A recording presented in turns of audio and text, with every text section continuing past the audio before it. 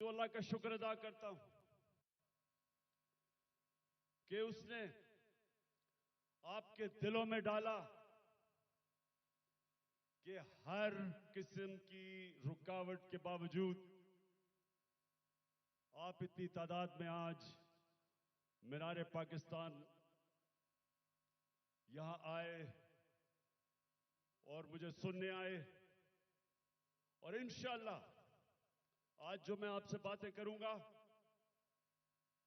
मैं आपको यह बताऊंगा कि हमने अपने मुल्क को किस तरह इस दलदल से निकालना है, जिस दलदल में एक साजिश के तहत हमारी हुकूमत गिराई गई और इस मुल्क के बड़े बड़े जुराइम पेशा लोगों को हमारे ऊपर मुसल्लत किया गया। तो मैं आज आपको अपना प्रोग्राम दूंगा, लेकिन उससे पहले मेरे पाकिस्तानियों, एक चीज तो वाज़ेह हो गई, जो भी आज पावर में बैठे हैं उनको आज एक पैगाम जाना चाहिए कि लोगों का जुनून रुकावटों से नहीं रुक सकता, कंटेनर्स नहीं रोक सकते।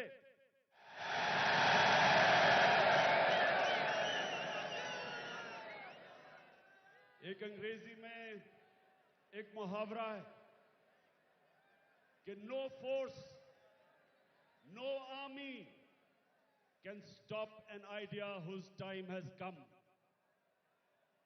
कि जब अल्लाह लोगों के दिलों में एक सोच डाल देता है तो कोई दुनिया की ताकत उसको रोक नहीं सकती। आप कंटेनर्स रखें, 2000 हमारे कारकुनों को आपने छापे मार के जेलों में डाल दिया, ये जलसा फेल करने के लिए। खौफ और हिरासा फैलाया हुआ, सारे रास्ते में कंटेनर्स रख दिए। लेकिन जब अल्लाह लोगों के दिलों में एक सोच डाल देता है, कोई कंटेनर, कोई पुलिस, कोई रेंजर, कोई नहीं रोक सकता उनको। और ये कौम, मैं अल्लाह का खास शुक्र इसलिए भी अदा करता हूं कि मैं अल्लाह से दुआ करता था कि अल्लाह, मैं बाहर की दुनिया में इतना टाइम गुजारा, वो जिंदा कौमें मैंने देखी थी, मैंने लोगों को जुल्म के सामने खड़े होते देखा है, नाइंसाफी के सामने। मैंने बाहर के लोगों को अमर बिल मारूफ पे चलते देखा है, बुराई के खिलाफ खड़े हुए हैं, अच्छाई के साथ खड़े हुए हैं। लेकिन मैं अपनी कौम में यह नहीं देखता था। मैं अपनी कौम को, अफसोस से मुझे कहना पड़ता है कि हर किस्म का जुल्म बर्दाश्त करते देखा। और जब एक कौम जुल्म के सामने नहीं खड़ी होती, मेरे पाकिस्तानियों, वो गुलाम बन जाते हैं। और गुलामों की कोई हैसियत नहीं दुनिया में। मौलाना रूमी ने जिस तरह कहा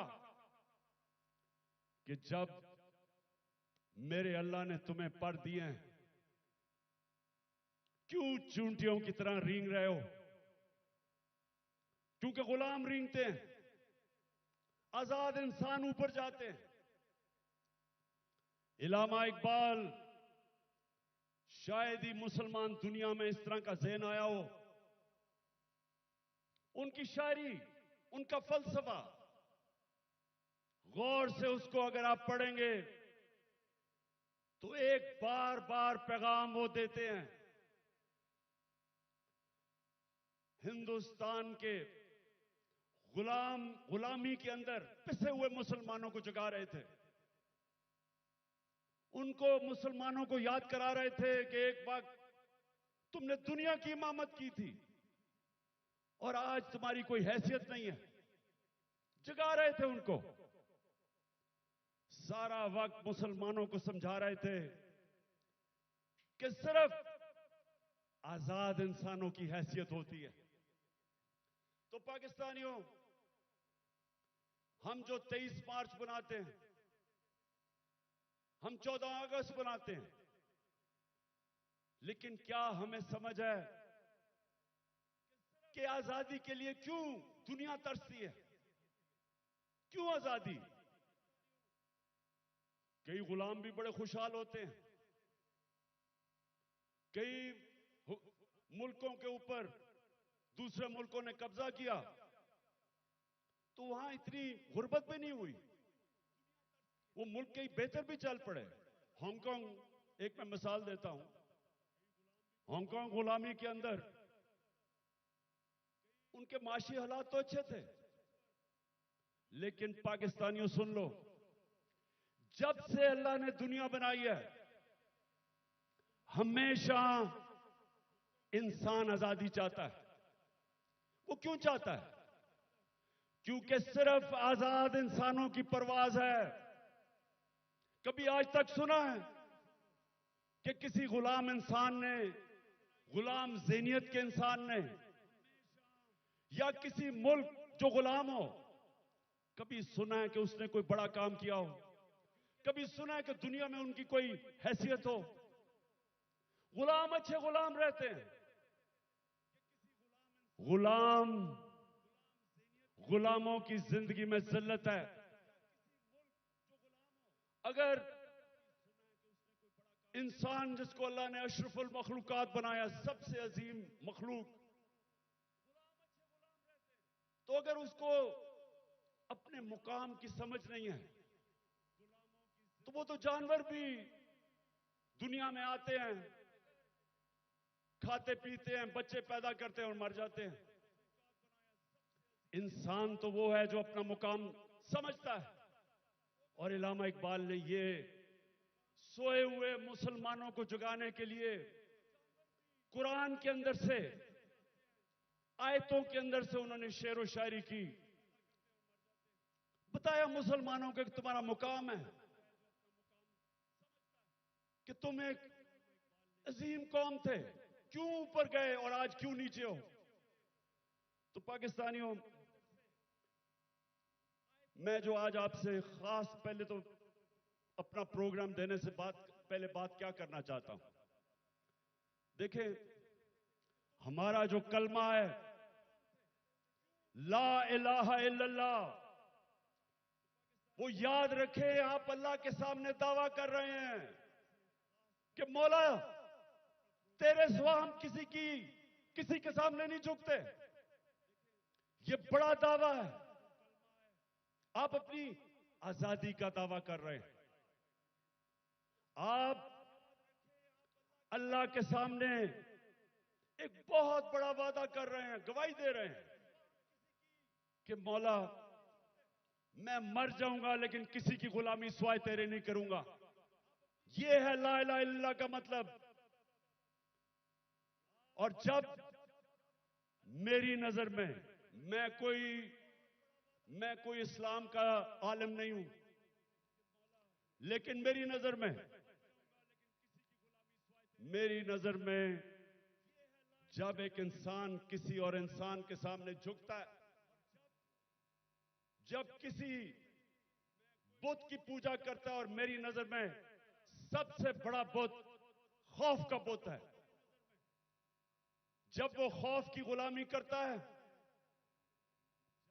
वो इंसान जो कुरान में कहते हैं, अल्लाह कहता है कि जब इंसान गिरता है जानवरों से भी नीचे चला जाता है। तो मेरे पाकिस्तानियों, यहां 23 मार्च 1940, 23 मार्च 1940 मेरे सबसे पाकिस्तान के अजीम लीडर कायदे आजम, उन्होंने एक बहुत बड़े ख्वाब, पाकिस्तान की रेजोल्यूशन पास की थी। मेरे वालिद इकरामुल्लाह खान न्याजी इसी मिंटो पार्क में वो सुन रहे थे, और वो भी इस ख्वाब की कि जी पाकिस्तान बनेगा। हालांकि तब कोई नहीं समझता था कि हमारा पाकिस्तान बनेगा।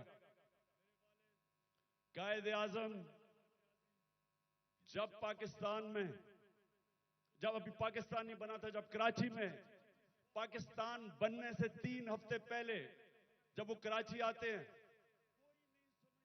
तो अपने असिस्टेंट एडमिरल एहसन को कहते हैं, ये एडमिरल एहसन अपनी डायरीज में लिखते हैं, वो कहते हैं कायदे आजम कहते कि मैं नहीं समझता था मेरी जिंदगी में पाकिस्तान बनेगा।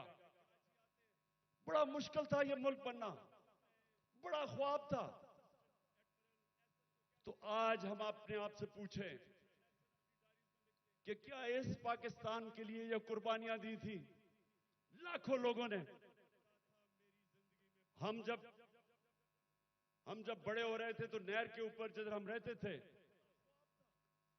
वहां मेरी वालदा बताती थी कि जब पार्टीशन हुई तो जो कत्लेआम हुई बॉर्डर के ऊपर, कहती वहां औरतें आई हुई होती थी, 10-15 औरतें इकट्ठी, आदमी कितने सारे आदमी कत्ल हो गए। सारा कोई कहानी थी कि जी मेरी बेटी उठा के ले गए, बच्चे मार दिए। यानी ऐसी दर्दनाक कहानियां थी कि किस खून की कुर्बानी से यह मुल्क बना था। और वो सब आते थे कि जी एक ख्वाब लेके आए थे पाकिस्तान का। तो हमें आज मेरे पाकिस्तानियों पूछना चाहिए अपने से कि किधर हम गलत गए, क्या वजह है कि ये वो एक अजीम मुल्क नहीं बन सका। तो मैं आज आपको सबसे पहली बात ये बताता हूं, इसलिए नहीं बना कि हम कभी आजाद ही नहीं हुए। अंग्रेज तो चला गया, लेकिन जो हमारे मुल्क के ऊपर मुसल्लत हो गए लोग, उन्होंने तो कभी आजाद नहीं किया पाकिस्तान को। और आजादी होती क्या है? एक तो होती है कि हिंदुस्तान से अंग्रेज चला गया, हम आजाद हो गए, पाकिस्तान बन गया। लेकिन दूसरी आजादी, और ये मैं आज आपको पहले बात करूंगा और फिर अपना प्रोग्राम दूंगा, दूसरी आजादी क्या है, जो असल आजादी है। असल आजादी आपको इंसाफ देता है। एक कौम को असल आजादी तब मिलती है जिस कौम में कानून की हुक्मरानी होती है, जिधर इंसाफ होता है। और इंसाफ का क्या मतलब? कि जिधर ताकतवर और कमजोर कानून के सामने एक बराबर, जिधर कानून कमजोर आदमी को ताकतवर से तहफ्फुज देता है। जब एक माशरे के अंदर एक मुल्क का कानून एक कमजोर को ताकतवर से तहफ्फुज देता है, वो इंसानों को आजाद कर देता है। और वही आजाद इंसान मुल्क को उठा देते हैं। तो जो आजादी हमें रूल ऑफ लॉ से मिलनी चाहिए थी, कानून की हुक्मरानी से जो आजादी मिलनी चाहिए थी, वो नहीं मिली। क्यों नहीं मिली? पहले मार्शल लॉ लग गया। मार्शल लॉ का मतलब यह कि आपका आइन खत्म हो गया। जो ताकतवर है वो फैसला करेगा कि कौन सा कानून पे वो चलेगा और कौन से पे नहीं चलेगा। तो मार्शल लॉ लग गया। शुरू में जी लोगों ने बड़ा कहा कि हमारे मुल्क के हालात बड़े बुरे थे, सियासतदान तो काम के नहीं थे। तो चले जी ठीक है, मार्शल लॉ लग गया, हमें खतरा था हिंदुस्तान से। उसके बाद जैसे पॉलिटिक्स वापस शुरू हुई, हमारी बदकिस्मती है कि जो हमारे डेमोक्रेट्स आए, उन्होंने भी कभी कानून की हुक्मरानी नहीं की, वो खुद अपने आप को कानून के ऊपर कर दिया। चुपके से ये मुझसे कहे अगन दिल की सुलग जाने दे, कैसी है वीरानियां। कभी तो दरार दिल की बात। You were working. Don't let a smoke break disrupt your flow.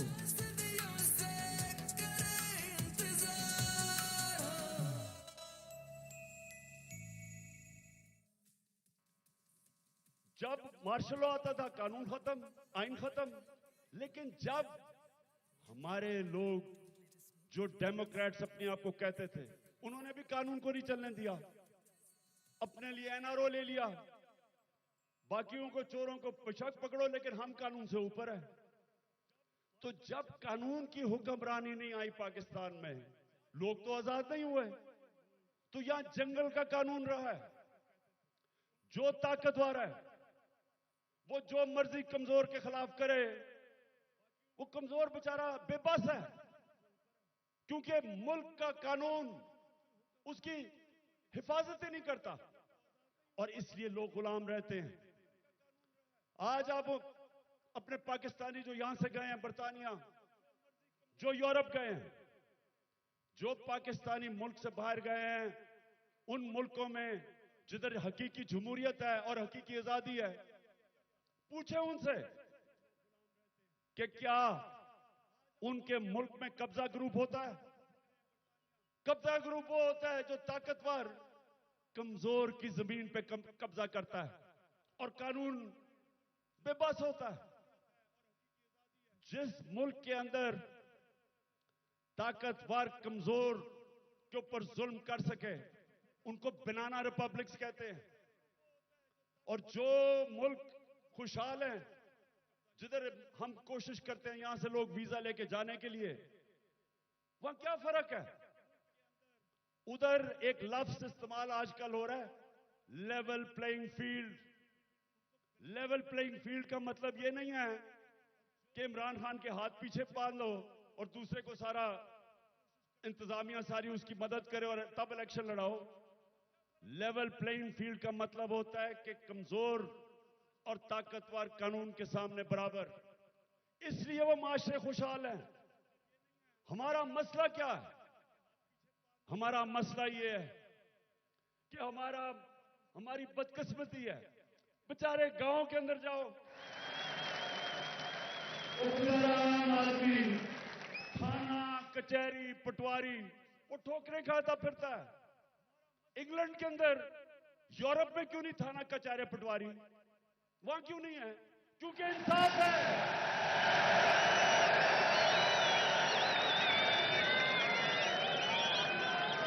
उधर का निजाम आजाद मुल्क है, वो लोगों को आजाद किया हुआ है, इसलिए वो खुशहाल हैं। वहां बेचारा, मैं गांव में, अब मियां वाली में जब मैं गया पहली दफा, आज से 26 साल पहले पॉलिटिक्स के लिए, तो मुझे पहली दफा समझ आई कि बेचारा क्यों गरीब आदमी जकड़ा हुआ है, कमजोर आदमी।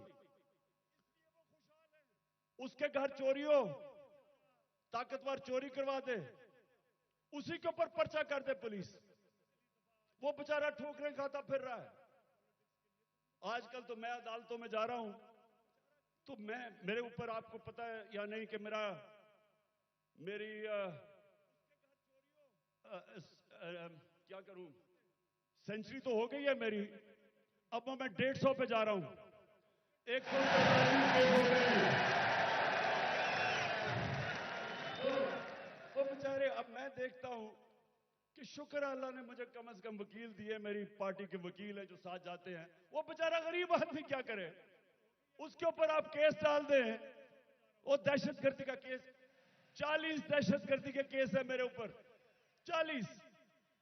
तो सोचे वो बेचारा गरीब आदमी, उसका मुखालिफ हो, उसकी जमीन पे कब्जा करना हो, कुछ भी हो, उसके ऊपर केस डाल दे, वो सारी जिंदगी बेचारा तबाह हो जाता है। ये है गुलामी। सिंध में जाएं, जो सिंध के अंदर जुल्म है, आप अंदाजा ही नहीं कर सकते। जो वहां के इस वक्त मुसल्लत हैं, जिसको जरदारी सिस्टम कहते हैं, कोई लोग उनके सामने बेबस हैं, मिजाल नहीं है कुछ कर सके। पुलिस थाने जाएंगे, वहां डरते हैं। गुंडे पाले हुए हैं जो उनको पैसे ले लें, कुछ कर दें, डराएं धमकाएं, कोई आदमी आवाज अपनी नहीं उठा सकता जुल्म के खिलाफ। गुलाम है, कैसे कौम उठ सकती है? तो जो आज मैंने आपसे ये जो बात कर रहा हूं आजादी की, क्योंकि असल में हमारी जंग है हकीकी आजादी की, और हकीकी आजादी तब आएगी जब मुल्क में रूल ऑफ लॉ और इंसाफ होगा, जब इंसाफ होगा, लोगों के हुकूक होंगे। जब लोगों के हुकूक होंगे, जब एक मुल्क का आजादी निजाम लोगों की हकूक की हिफाजत करेगा, आपको कोई लंदन या इंग्लैंड जाना नौकरियों के लिए पड़ेगा, कोई यूरोप नहीं जाना पड़ेगा नौकरियों के लिए। अल्लाह ने इस मुल्क को हर चीज दी है, हमें कोई जरूरत नहीं है कि वीजों के पीछे लाइनों में खड़े हों, फिर पैसे दें। बेचारे वो पाकिस्तानी, मैं तो खैर सब पे भी दिल रोता है, लेकिन जो पाकिस्तानी, कितने लोग हमारे डूबे हैं कि रात में वो छोटी सी किश्तियों के अंदर किसी तरह यूरोप में घुसते घुसते, हमारी बेचारी हॉकी प्लेयर वो जा रही थी कि किसी तरह वो यूरोप चली जाए, वो बेचारी डूब गई और लोगों के साथ। क्यों है? इसलिए नहीं कि पाकिस्तान में वसाइल की कमी है। मैं 3.5 साल जब प्राइम मिनिस्टर रहा हूं, मुझे खुद हैरत होगी कि अल्लाह ने इस मुल्क को क्या क्या नेमतें बख्शी हैं। लेकिन जब कानून ही नहीं है, जब इंसाफ ही नहीं है, जब जिसकी लाठी जिसकी भैंस, जब तक पर जो मर्जी करे, वो मुल्क कैसे उठ सकता है? कौन सी आप इकोनॉमिक पॉलिसी लेके आएंगे उस मुल्क में जिधर इंसाफ ही नहीं है, जिधर कॉन्ट्रैक्ट एनफोर्समेंट नहीं है, जिधर रूल ऑफ लॉ नहीं है? आप जो मर्जी कर लें, उस मुल्क की किस्मत तो तबाही है।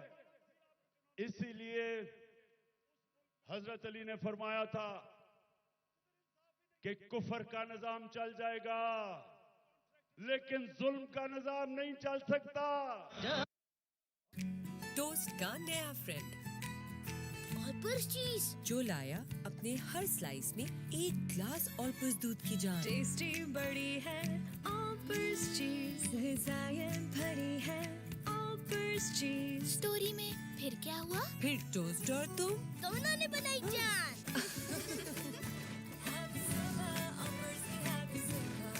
ये। हर ब्रेकफास्ट की जान न्यू ऑलपर्स चीज।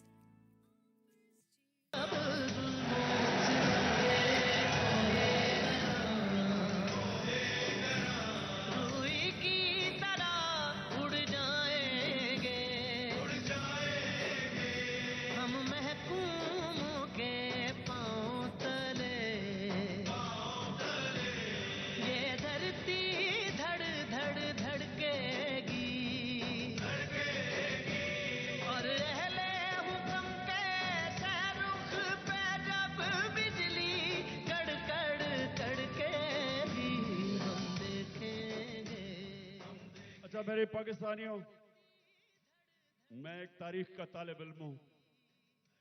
मैंने शुरू में जैसे मैं प्राइम मिनिस्टर बना, मैंने अपनी कौम को समझाने की कोशिश की कि मेरा जो अल्लाह है,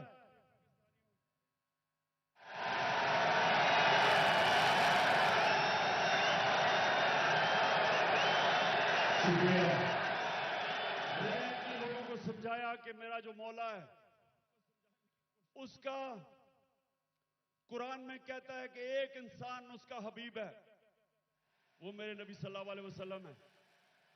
और वो कुरान में हमें हुक्म करता है अल्लाह कि उनकी जिंदगी से सीखो। क्यों करता है? क्योंकि दुनिया की तारीख में कभी कोई इंसान को इतनी कामयाबी नहीं मिली, दुनिया की तारीख में कोई इतना बड़ा लीडर नहीं आया जो मेरे नबी सल्लल्लाहु अलैहि वसल्लम, उनके करीब कोई नहीं आया और ना आ सकता है, चाहे आप मुसलमान हैं या नहीं। किसी इंसान ने वो अचीव नहीं किया। तो जब अल्लाह का हुक्म है कि उनकी जिंदगी से सीखो, तो उनकी जिंदगी एक तो उनके अमाल है, लेकिन मदीना की रियासत उनकी सुन्नत है। और अल्लाह जब हमें हुक्म देता है कि वो जो रियासत बनाई थी मदीना की, दुनिया की इमामत की उन लोगों ने वो क्या चीज थी, वो क्या असूलों के ऊपर वो खड़ा किया था मदीना की रियासत, कि वो अरब जिनकी कोई हैसियत नहीं थी। ये जरा जो आप में से तारीख जानते हैं, जरा ये याद रखें। मैं बार बार लोगों को समझाता हूं कि 625 जंगे बदर, 625 जंगे बदर 313 लड़ने वाले थे। ये जरा गौर करें, ये तारीख का हिस्सा है। ये जो वर्ल्ड हिस्ट्री है उसके अंदर ये डॉक्यूमेंटेड है। 636 11 साल पहले मदीना में 313, और उसके बाद 2 जंगों में खंदक और ओहद के अंदर बाल बाल उमा बची, बाल बाल बचे मुसलमान। लेकिन 636 जो वो उस वक्त की दुनिया की सुपर पावर थी, रोमन एम्पायर, बेजेंटाइन एम्पायर, वो 636 में यारमुक की जंग में घुटने टेक देता है, सिर्फ 11 साल के बाद। ये तारीख है। और दूसरी सुपर पावर जो पर्शियन एम्पायर था, वो 637 में कुदसिया में घुटने टेक देता है। तो मैं आज अभी भी हैरत होती है कि क्यों नहीं हम सीख रहे कि वो क्या असूल थे कि उन्होंने उन अरबों की हैसियत नहीं थी, 2 सुपर पावर थी, उन्होंने दुनिया की इमामत की। सबसे पहले मदीना की रियासत में उन्होंने जो असूल खड़ा किया था, अदल और इंसाफ, उन्होंने लोगों को इंसाफ देकर आजाद किया था, गुलामी से आजाद किया था। जब इंसाफ मिला उन लोगों को, इंसान बराबर हो गए कानून में। हजरत अली रजी अल्लाह ताला खलीफा वक्त एक यहूदी से काजी केस उनके खिलाफ फैसला कर देता है कि बेटे की गवाही नहीं मानता। यह मुसलमानों का इंसाफ था। आज की दुनिया में मुझे बताएं, अपने मुल्क को तो छोड़े ना, मैं बात कर रहा हूं जो मगरिबी मुल्क अपने आप को इंसाफ के आज हमारे से बहुत आगे समझते हैं, क्या वहां भी हो सकता है आज ये कि अकलियत वो एक खलीफा वक्त से केस जीत जाए, और वो भी हजरत अली रजी अल्लाह ताला उनका मुकाम, क्योंकि इंसाफ था। मेरे नबी सल्लल्लाहु अलैहि वसल्लम कहते हैं कि मेरी बेटी भी चोरी करेगी तो उसको सजा मिलेगी। हजरत उमर, बेटा जब उनका कानून तोड़ता है कोड़े मरवाते हैं उसको, कोई कानून के ऊपर नहीं था, इंसाफ था। एक हजरत उमर के दौर में वाकया हुआ, एक शहजादा मुसलमान हो जाता है, खाना काबा का तवाफ कर रहा होता है, एक गुलाम का पैर आ जाता है उसके चोगे पे, वो मारता है उसको, गुलाम को। गुलाम जाके हजरत उमर को बताता है, हजरत उमर उस शहजादे को बताते हैं कि तुमने ये किया था। हाँ, उसने कहा इसकी जुर्रत है। गुलाम को कहते हैं वापस मारो इसको। वो शहजादा दीन छोड़ के चला जाता है, लेकिन ये चीज कायम हो जाती है कि कानून के ऊपर कोई नहीं है। तो पाकिस्तानियों, अपनी तारीख से सीखो, सीखो। और ये जो आज मैं आज आपको उस नए दौर की तरफ लेके जा रहा हूं कि जब तक इस मुल्क में कानून की हुक्मरानी नहीं आएगी, हमारी जिंदगी में जिल्लत है। वो प्राइम मिनिस्टर भीख मांग के फिर रहा है, ठोकरें खा रहा है।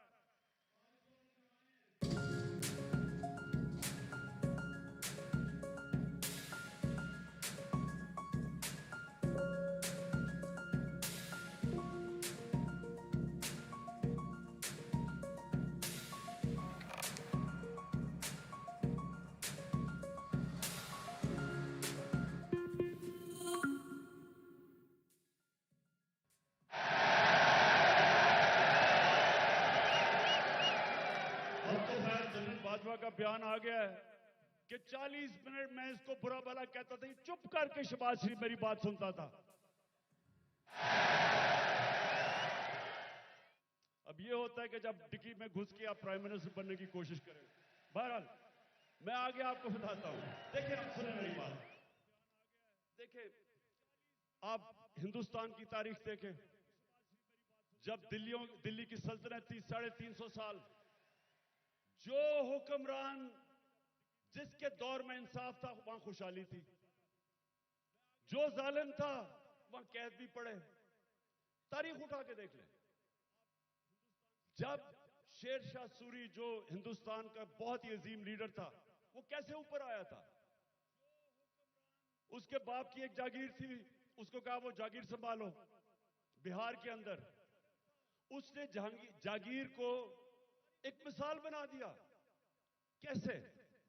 कानून की हुक्मरानी कायम करके सारे बड़े बड़े डाकुओं को उसने मार दार के भगा दिया, अमन कायम कर दिया। सारे इर्द गिर्द से जो ताजर थे वो सारे उधर पहुंच गए, वो खुशहाल हो गया। सबसे ज्यादा खुशहाल उसकी जागीर हो गई, उधर से वो उठा। तो जब विंस्टन चर्चिल जब दूसरी जंग अजीम में तबाह हो रहा था बरतानिया, तो उससे जब लोगों ने आके पूछा कि जी हम बच जाएंगे, हिटलर की फौजें पहुंच गई हैं, यूरोप फतह कर लिया, या बमबारी हो रही है, क्या हम बच जाएंगे? तो चर्चिल ने कहा कि क्या हमारी अदालतें इंसाफ दे रही हैं? जब उन्होंने कहा हां, तो कहता कोई ताकत नहीं हमें हरा सकती। तो मेरे पाकिस्तानियों, ये याद रखें कि जो जुल्म का निजाम है, ये आप फैसला करना कि आपने उसका मुकाबला करना है। तो मैं अब आपको बताना चाहता हूं कि ये जो जुल्म का निजाम मौजूदा पाकिस्तान में वो है क्या। जरा अब मैं थोड़ी एक दो वीडियोस आपको दिखाऊंगा ताकि आपको पता चले कि यहां किस किस्म का जंगल का कानून है आज, या जंगल का कानून है, या कोई किसी को परवाह नहीं है कि कानून मुल्क का है या क्या है। जो दिल करा जिसको पकड़ा उठा लिया। 2000 हमारे कारकुनों को उठा लिया इन्होंने, रातों को गए, घरों से उठा लिया। वो बेचारी डॉक्टर रुबीना अपनी क्लिनिक में बैठी थी, उसको उठा के ले गए। वो मैं भी आपको बाद में आता हूं, पहले मैं जरा आपको बताना चाहता हूं कि ये हुआ क्या हमारे साथ। पहली दफा 25 मई में हमने एक मार्च की इस्लामाबाद। 3 मार्चेस पीडीएम के लोगों ने मेरी दौर में की थी। एक एफआईआर नहीं कटी, कोई रुकावट नहीं थी। बल्कि तो मैंने कहा था आप मार्च करें, मैं आपके लिए खाने खूने का बंदोबस्त करूंगा।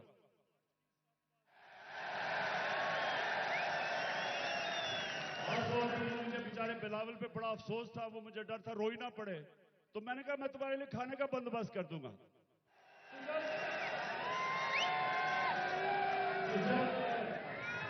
जब 25 मई को हमने मार्च की, लोगों के घरों में घुस के 3-3 बजे पुलिस ने लोगों को उठाया, पकड़ के ले गए लोगों को। वो हमने जो कभी तसव्वुर नहीं किया पाकिस्तान में होगा। वहां जाके इन्होंने जो शेलिंग की, जो इन्होंने लोगों से जुल्म किया, औरतें बच्चे, वो सारी हमारे पास डॉक्यूमेंटेड है। फिर अब इस साल आ जाए 8 मार्च को हमने परमिशन लेके अपनी इलेक्शन की रैली शुरू की, जमान पार्क से शुरू करनी थी। जरा ये अब गौर से सुने हुआ क्या। पुलिस हमें परमिशन देती है, सुप्रीम कोर्ट के हुक्म के ऊपर 30 अप्रैल को पंजाब का इलेक्शन अनाउंस होता है। हम अपने इलेक्शन की रैली का आगाज करते हैं। सुबह को एकदम मुझे खबरें आती हैं कि जनाब पुलिस टीयर गैस शेल लेके तैयारी करके वो सारी जगह उन्होंने नाके लगा दिए। हमें परमिशन मिली हुई थी, इलेक्शन अनाउंस हो गया है। उसके बाद खबरें आती हैं कि जी वो पुलिस ने जिधर जिधर रैलीज आ रही थी उनके ऊपर अटैक कर दिया, टेयर गैस कर दी, लाठीचार्ज कर दिया।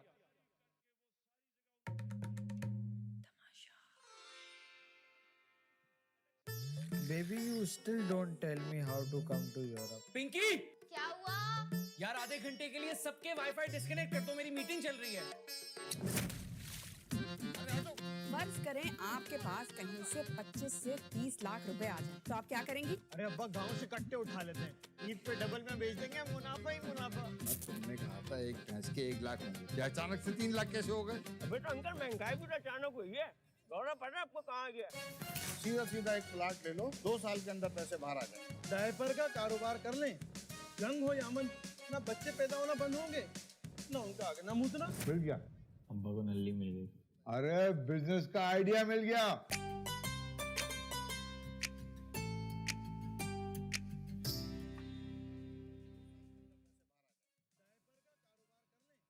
मुझे समझना है कि ये हुआ क्या है। उसके बाद आहिस्ता आहिस्ता जब मुझे घर में खबरें आई, मैं समझ गया। इश्तिहार डालना इश्तिहार कर हमारे लोगों को उसमें डालना चाहते थे। मैंने रैली खत्म कर दी। मुझे डर था कि ये तसादम चाहते हैं, क्योंकि इलेक्शन नहीं चाहते। जो इलेक्शन चाहता है वो तसादम, वो फसाद तो नहीं चाहेगा। इलेक्शन जो नहीं चाहते, जो डरे हुए हैं, जो भाग रहे हैं, वो उनकी कोशिश थी कि किसी तरह फसाद हो और इलेक्शन आगे चले। मैं कैंसिल कर देता हूं, अगले दिन फिर अनाउंस करते हैं, फिर इजाजत नहीं देते, फिर कैंसिल कर देते हैं। लेकिन जो वो 8 मार्च को हुआ, मैं ये चाहता हूं कि जरा ये आप वीडियो देखें कि एक पुरअमन रैली जिसकी इजाजत है, उससे हुआ क्या, ये जरा देखें पहले। इन्होंने कुछ मिलाया पर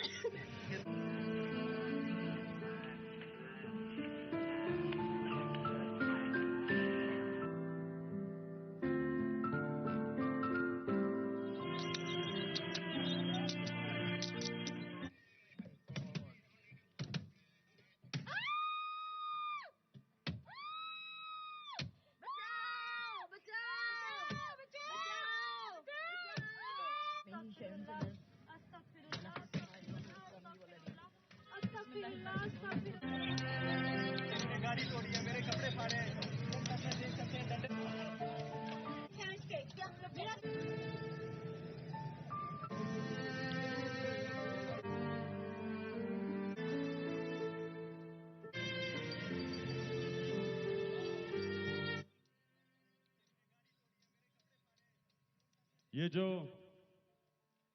ये जो आपने देखा, ये आराम से रैली में लोग जा रहे हैं और उनके ऊपर ये पुलिस का तशद्दुद होता है। लेकिन जो सबसे तकलीफदेह चीज है, मैं वो चाहता हूं आप देखें। एक मलंग, एक दरवेश, एक स्पेशल पर्सन, जिससे वो सारे मेरे घर के बाहर जो कैंप लगा हुआ था, सब जिससे प्यार करते थे, जिसके पास प्यार के अलावा था ही कुछ नहीं, उसको प्यार में लोग जिले शाह कहते थे। अब जरा एक वीडियो देखें जिले शाह की, ताकि आपको समझ आए कि वो किस तरह का इंसान था। और मैं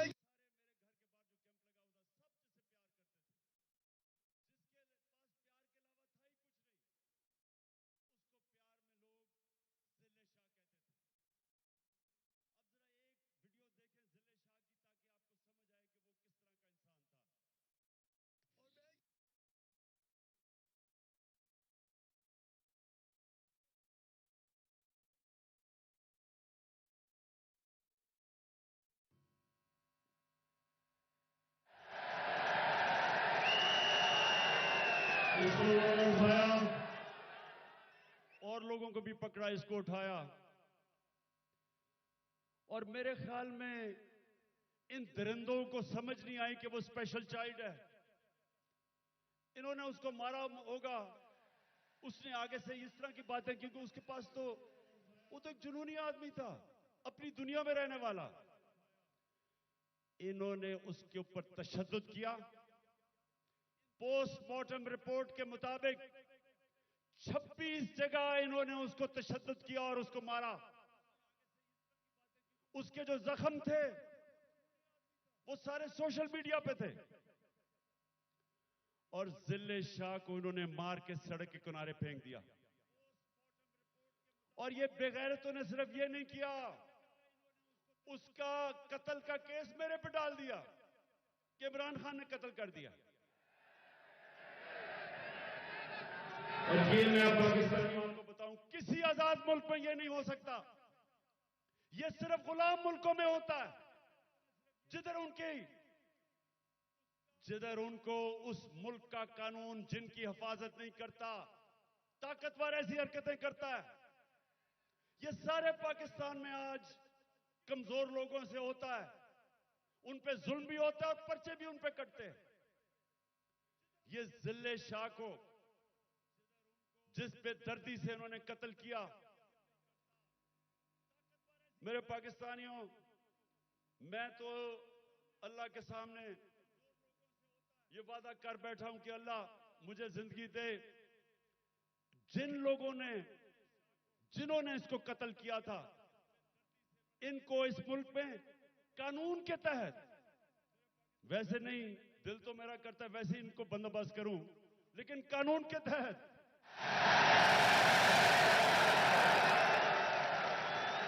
इससे ज्यादा लोग नहीं हो सकते। ये इंसान नहीं है, ये दरिंदे भी नहीं है। ये कैसा, ये इनके जो ज़हन है, ये बीमार लोग हैं। और इन्होंने उसके बाद मेरे पे कत्ल का केस किया। उसके बाद 3 दिन के बाद इनको अकल आई, फिर कहते एक्सीडेंट में मर गया। उसके बाद क्या हुआ, आप जरा आगे सुने। उस दिन यह हुआ 14 मार्च मेरे घर एक वारंट लेके आ गया। मैंने उनको समझाया कि जो वारंट थी वो गैर कानूनी थी।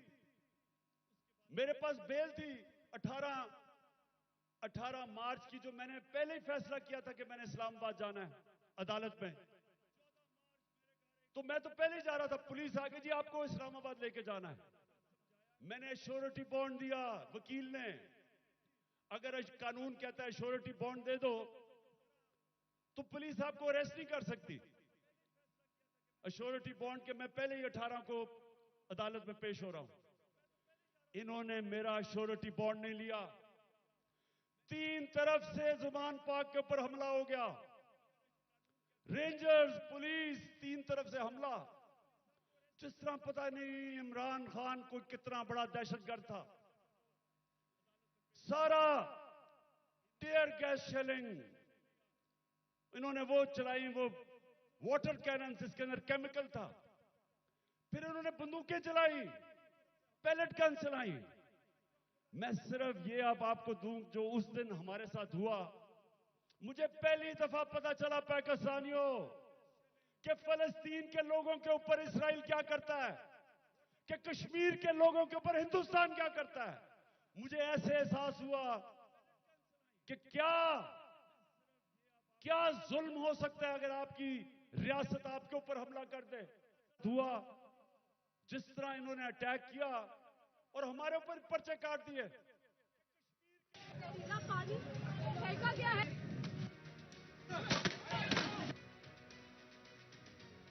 गाड़ी में ले आओ भाई। ये शेल है जो फायरिंग कर दी उन्होंने सीधी। 2 घंटे से लड़ रहे हैं उनके साथ।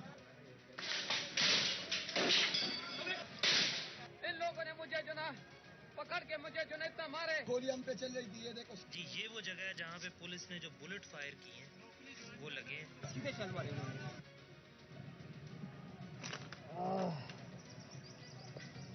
ये इन्होंने शेलिंग शुरू कर दिया।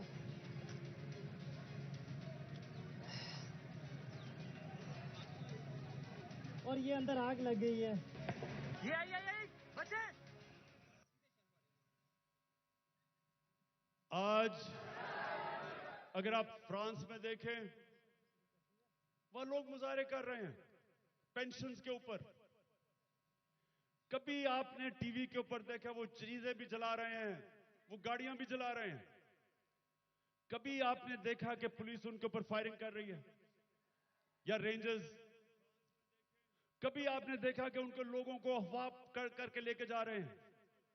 गैर और फिर तशद्दुद कर रहे हैं उनके ऊपर। कभी फ्रांस के अंदर यह नहीं होगा, क्योंकि वो लोग आजाद हैं, उनके कानून उनकी हिफाजत करता है, उनको इजाजत देता है कि पुरअमन एहतजाज करो। और हम तो एहतजाज भी नहीं कर रहे थे।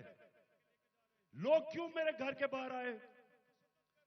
क्योंकि लोगों को पता था कि ये मुझे अरेस्ट जो करने आए हैं वो गैर कानूनी है, और लोगों को यह भी पता था कि ये जेलों में डाल के तशद्दुद करते हैं।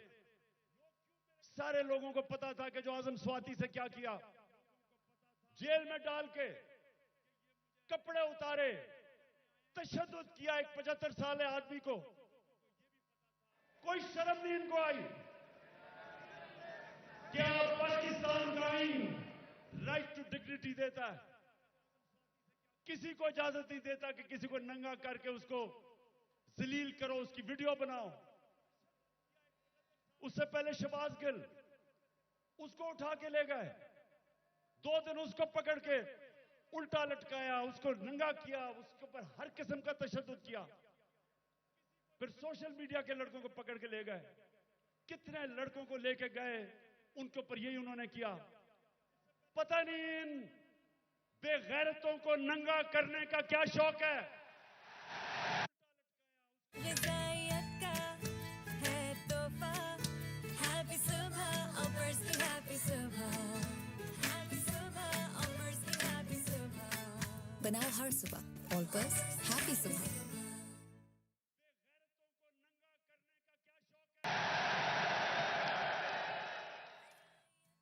जो ये कर रहे हैं इनको साइकाट्रिस्ट के पास लेके जाएं। ये नॉर्मल लोग नहीं हैं,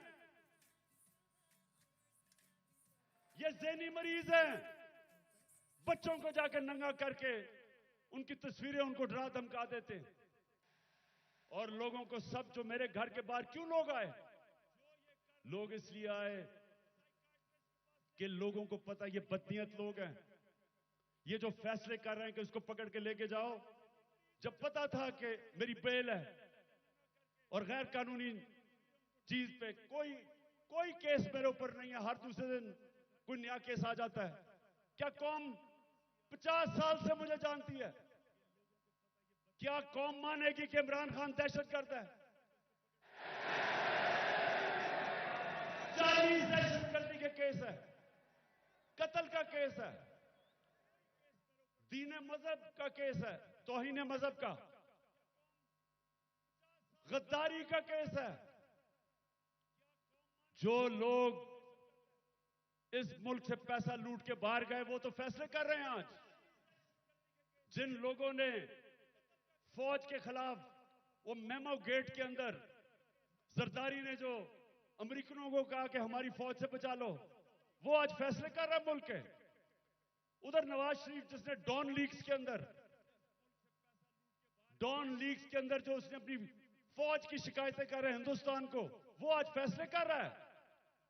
और इमरान खान जिसका जीना मरना पाकिस्तान में है, जिसकी ना कोई बार प्रॉपर्टी ना दौलत, सब कुछ बेच के आज अपने मुल्क में ले आया है, उसको गद्दार बना दिया है।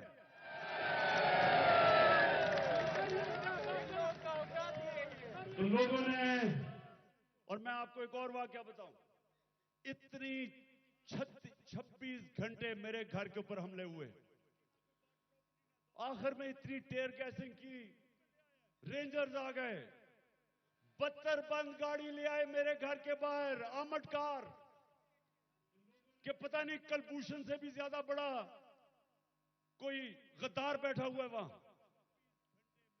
तो आखिर में लड़के थक गए, वो सारे डरे हुए थे कि इनकी नीयत ही नहीं ठीक। पहले इन्हीं लोगों ने तो पहले मुझे कत्ल करने की कोशिश की है, अब यही लोग अब मुझे जेल में लेके जाएंगे। सब डरे हुए थे। तो मैंने जब सुबह आखिर में इन्होंने एक इतनी बड़ी वारदात की जो आर्मर्ड कार के साथ आ गए, तो मैंने उनको सबको कहा, 50 लड़के रह गए थे, मैंने उनका देखो बात सुनो, मैं यहां खून नहीं चाहता। तो मैं अपना बैग पैक किया हुआ था, मैं क्या मैं जा रहा हूं, मैं अपने आप को हिरासत में देने लगा हूं, क्योंकि मैं नहीं चाहता आपका किसी का खून हो। वो सामने लेट गए। उन्होंने कहा हमने नहीं जाने देना कि ये आपको मार देंगे। और जो इन्होंने किया है, हमारे लोगों को जिस तरह उठा के तशद्दुद किया है, वो ठीक कह रहे हैं। ये जो आज पाकिस्तान में हो रहा है, ये तो कभी हुआ ही नहीं है। 2000 लोग हमारे उठाए इन्होंने। और कैसे लोग उठाए? अजहर, मशवानी, सोशल मीडिया का बेचारा नौजवान, उसको पता ही नहीं कि किधर उठा के ले गए। उसके मां बाप की मुझे मैसेजेस आ रही हैं कि जी वो मेरा बेटा किधर गया। उसकी बहनें कर रही हैं, भाई आए हैं।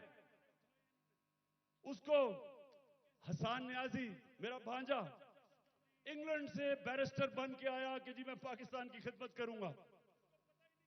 वो बेल लेके आया, उसको उठा के ले गए।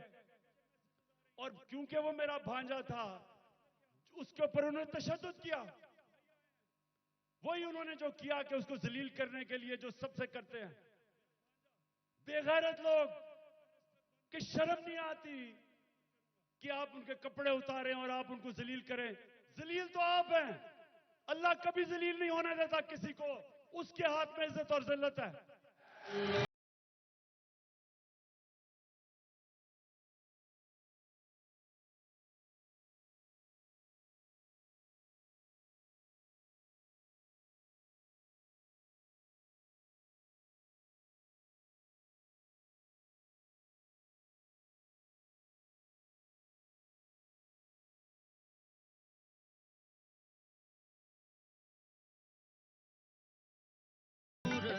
इसके अलावा सहाफियों, जो इमरान खान की कवरेज देता है, पहले इन्होंने वो अशरफ शरीफ, मैं तो उसको सलाम करता हूं कि पाकिस्तान की तारीख में इस पाए का जर्नलिस्ट, इन्वेस्टिगेटिव जर्नलिस्ट आया ही नहीं कभी। वो आदमी जिसकी कोई कीमत नहीं थी, जमीर की कीमत नहीं थी।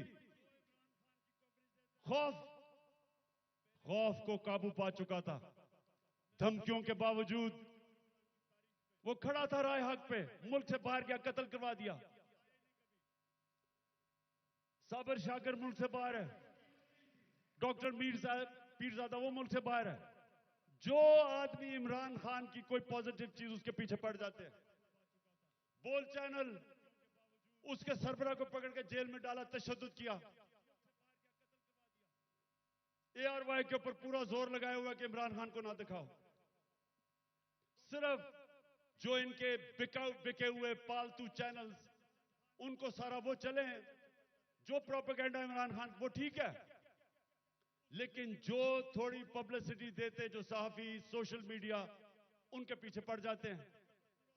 कब पाकिस्तान में इस तरह की सख्ती थी? और कोशिश किसी तरह कर रहे हैं कि लोगों के ऊपर इतना खौफ तारी हो जाए,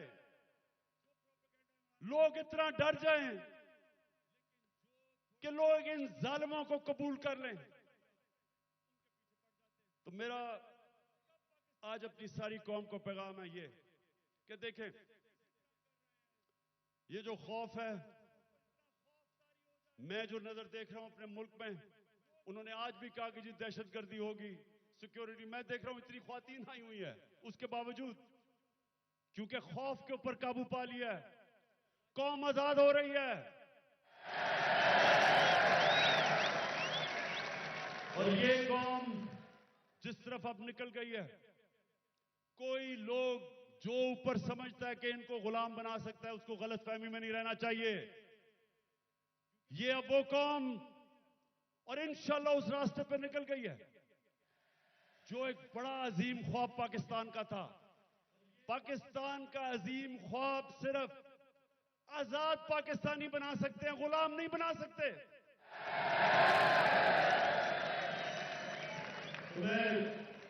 पहले तो मैं और भी बता दूं कि मुझे इतना अफसोस है जिस तरह के लोगों को पकड़ा। आमिर मुगल हमारा, उसके बच्चों को ले गए, वो हमारा कारकुन इस्लामाबाद में बच्चे पकड़ के ले गए उसके। ये कब हुआ? और सिर्फ सारों को डरा धमका रहे हैं। इनका ख्याल था कि आज कोई आएगा ही नहीं मीनारे पाकिस्तान में, कि डर इतना हो गया। लोगों को डर हो गया है। अच्छा जी, मैं अब दूसरी चीज पे आता हूं।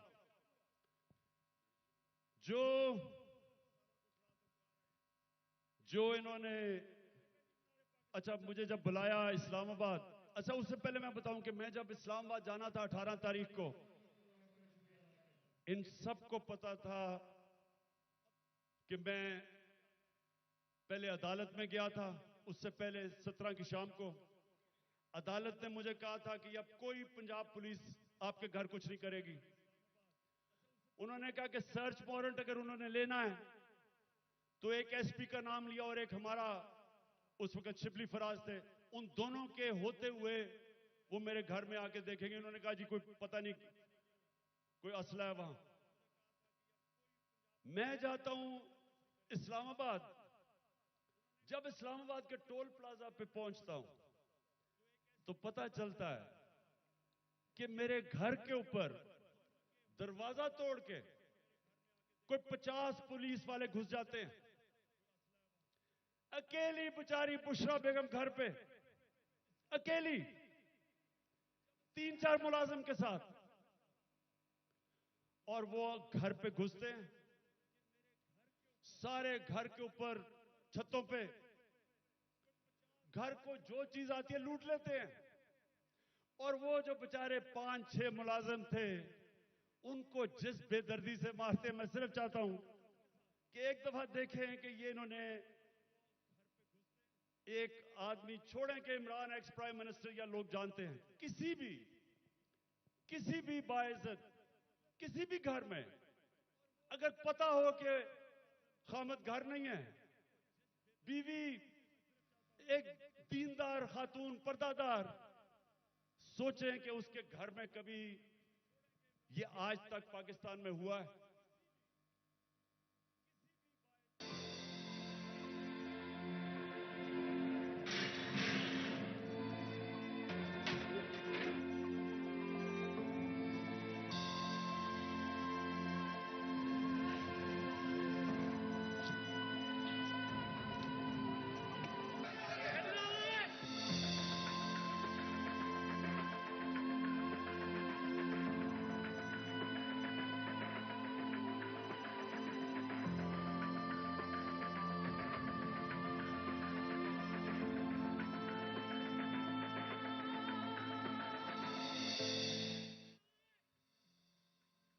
मैं वो सारे जो ऑफिसर्स इस मुल्क में, हमारे जजेस साहिबान, पुलिस के ऑफिसर्स, फौज के ऑफिसर्स,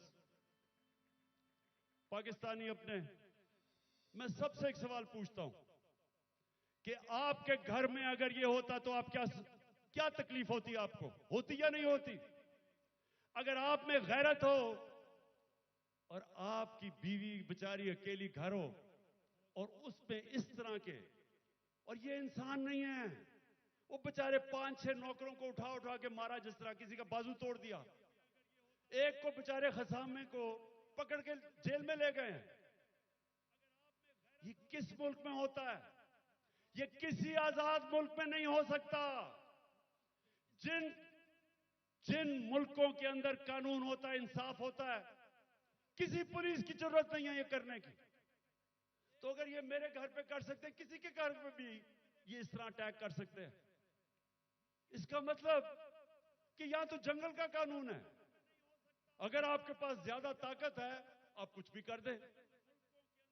मैं पहुंचता हूं इस्लामाबाद, आप ये भी सुने, मुझे नहीं पता था कि इन्होंने प्लान बनाया हुआ है। मैं समझा मुझे पकड़ने अरेस्ट कर लेंगे, मुझे नहीं पता था कि वहां मारने का प्रोग्राम बनाया हुआ है। मैं वहां से जब जुडिशियल कॉम्प्लेक्स पे गया, सारे रास्ते टीयर गैसिंग कि किसी तरह इमरान खान अकेला हो जाए, लोग इसके साथ ना हो। लोग आके घरों से लोग निकल के साथ चलना शुरू हो गए, उनके ऊपर टीयर गैसिंग। अब मैं आखिर में पहुंचता हूं अपनी हाजिरी लगाने के लिए अदालत में। 5 घंटे लगते हैं मुझे टोल प्लाजा से, इस्लामाबाद से जुडिशियल कॉम्प्लेक्स, जो 20 मिनट का रास्ता था। सारा रास्ता पुलिस और रेंजर्स कि जिस तरह कालभूषण से भी बड़ा, जिस तरह मैंने कहा कोई दहशतगर्द आ रहा है, 40 मिनट में बाहर खड़ा रहता हूं और जब बाहर पहुंच रहा होता हूं तो ऊपर से पुलिस पत्थर फेंक रही होती है, लोगों को इश्तियाल दे रही होती है कि किसी तरह वहां तसादम हो, और तसादम के अंदर इमरान खान को कहें जी वो मुर्तजा भुट्टो टाइप कत्ल हो गया। जरा ये सोचें कि ये कभी किसी पाकिस्तान के पॉलिटिकल पार्टी के हेड से हुआ। ये अब पहले तो आप जुडिशियल कॉम्प्लेक्स से देखेंगे पुलिस पत्थर मार रही है। ये जो बोल रहे हैं जी कि पुलिस वाले पथराव नहीं कर रहे थे, पुलिस वालों ने पथराव जितना किया है इतनी इन्होंने ये देखो, ये गवर्नमेंट, ये पुलिस, ये किस तरह पत्थर मारी है, जो कि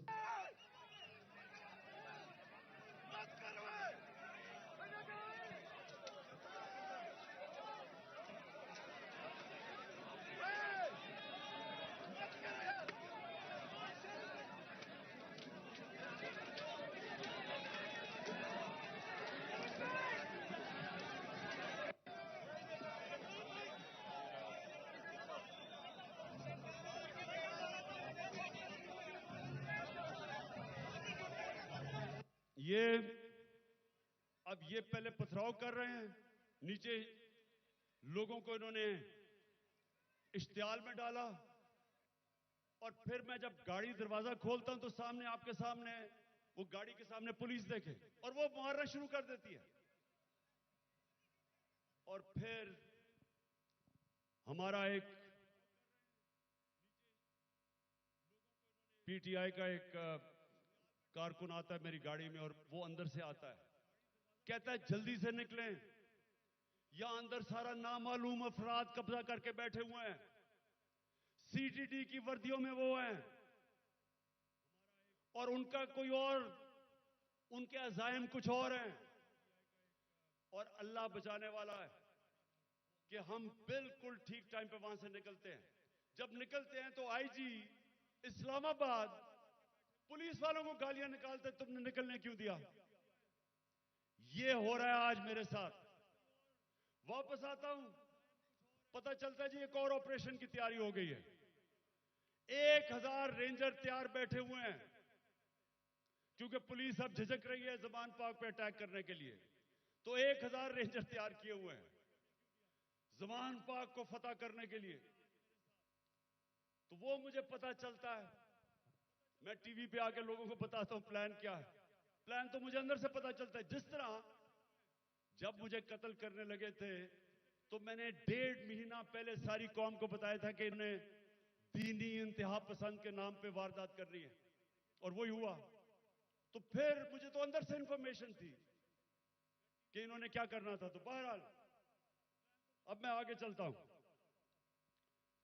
जो 30 अप्रैल का इलेक्शन उन्होंने डिले किया,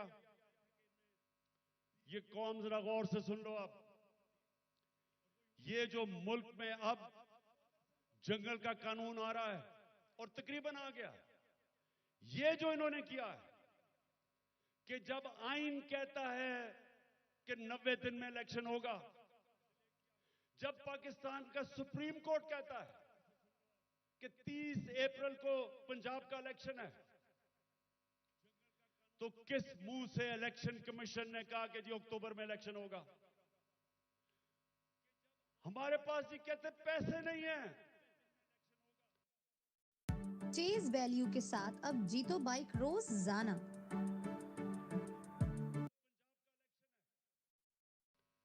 तो मुझे ये इलेक्शन कमीशन मुझे ये बताए कि मुल्क का तो तुमने वैसी तवालिया निकलता जा रहा है, तो अक्टूबर में किधर से पैसे आएंगे।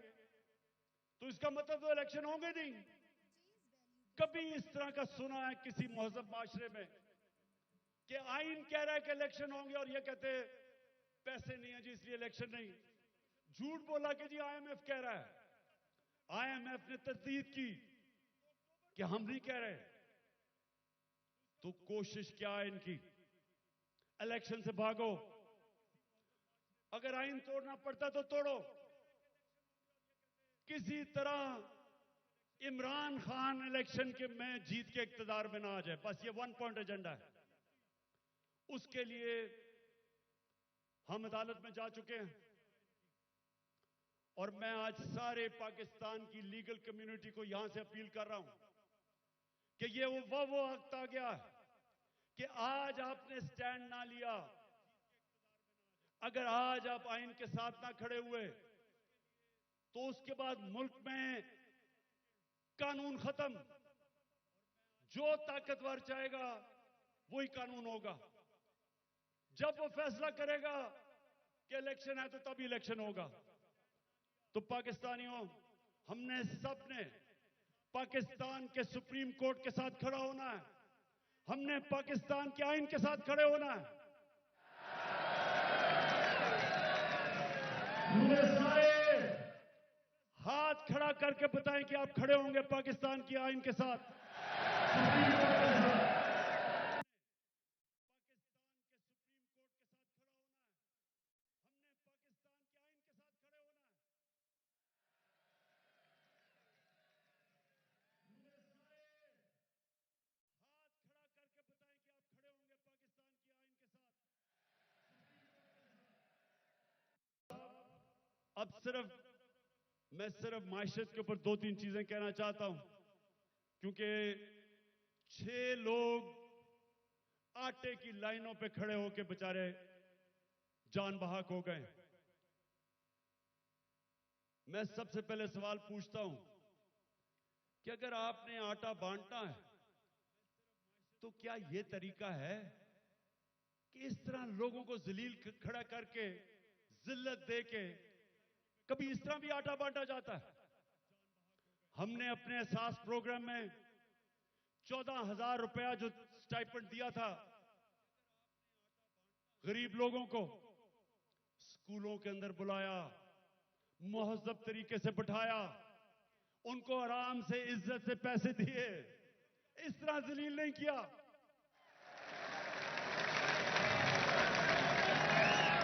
और दूसरा, मैं आज सिर्फ यह सवाल पूछना चाहता हूं कि कौन सी ऐसी चीज, क्या क़यामत आ गई कि हमारे पिछले अप्रैल के अंदर जब हमारी हुकूमत थी 1 किलो आटा 55 रुपए का था, आज 115 रुपए का गवर्नमेंट का रेट है और बाजार में 155 रुपए का मिल रहा है 1 किलो। क्या हुआ? कौन सी क़यामत आ गई कि 3 गुना ज्यादा आटा बढ़ गया?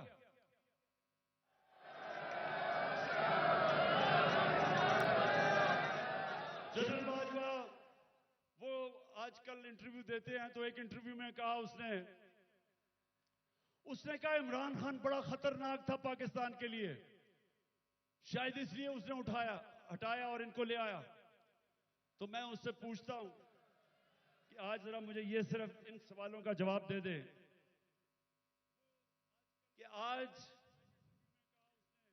पहले मैं तेल पे आता हूं, आज दुनिया की आलमी मार्केट के अंदर जो तेल बिक रहा है वो $70 से $75 इस पे तेल बिक रहा है। हमारे दौर में $110 से $115 पे था। अब मुझे यह बताएं कि हम तो 150 रुपए लीटर डीजल और पेट्रोल तकरीबन 150 रुपए का बेच रहे थे, आज क्या हो गया है?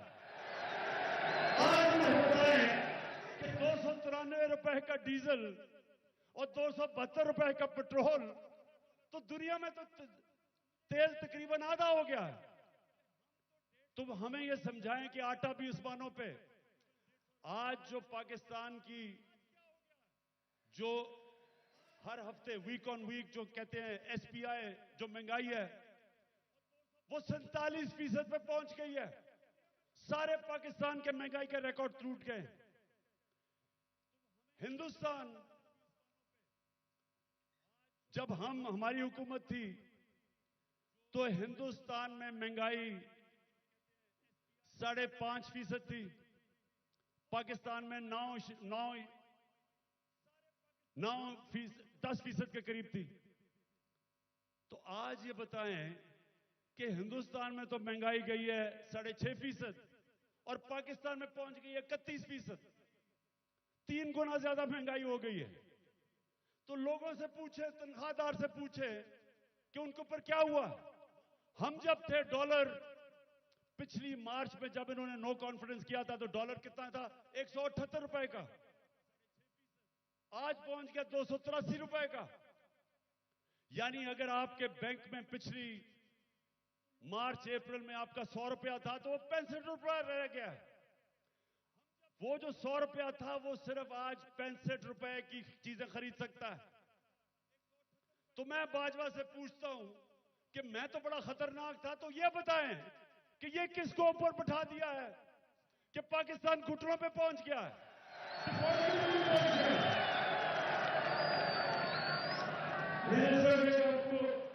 आज से 10 महीने पहले मैंने एक स्टेटमेंट दी थी, समी इब्राहिम के साथ वो इंटरव्यू था। तो ये जरा छोटा सा क्लिप ये देख ले। ये आज से 10 महीने पहले था। तो इन्होंने असेंबली में कहा कि इमरान खान को गद्दार डिक्लेयर कर दो। मेरे ऊपर इन्होंने पार्लियामेंट में कहा कि रेजोल्यूशन पास करो गद्दारी की। उधर क्लिप सुन ले 10 महीने पहले ये क्या था। मैं आपको सीक्वेंस बता देता हूं ना। ये जब से आए हैं, रुपया गिर रहा है, स्टॉक मार्केट, चीजें महंगी, डिफॉल्ट की तरफ जा रहा है पाकिस्तान। अगर हम डिफॉल्ट कर जाते हैं पाकिस्तान, इसका मतलब पाकिस्तान बैंकरप्सी की जा रहा है। सबसे बड़ा इदारा कौन सा है जो हिट होगा? पाकिस्तानी फौज। जब फौज हिट होगी तो जो उसके बाद हमारे से कंसेशन क्या ली जाएगी? जो यूक्रेन से उन्होंने ली थी डीन्यूक्लियराइज करने की। सबसे बड़ा तो मसला उनको, हमारी वाहिद मुसलमान मुल्क है जिसके पास न्यूक्लियर डिटरेंट है। जब वो चला गया फिर क्या होगा? मैं आपको आज कहता हूं पाकिस्तान के 3 हिस्से होंगे, जो कि आप आम इनके थिंक टैंक्स, हिंदुस्तान के थिंक टैंक्स में देख लें। बाहर जो सारे बलूचिस्तान को अलहदा करने के प्लान है, इनके प्लान बने हुए हैं। तो इस वक्त अगर सही फैसले नहीं किए जाएंगे, मुल्क खुदकुशी करने पे जा रहा है। मैं इसलिए जोर लगा रहा हूं। 10 महीने पहले ये कहा था। आज खुद इनका डिफेंस मिनिस्टर कह रहा है कि हमारा दिवालिया निकल गया। इसहाक डार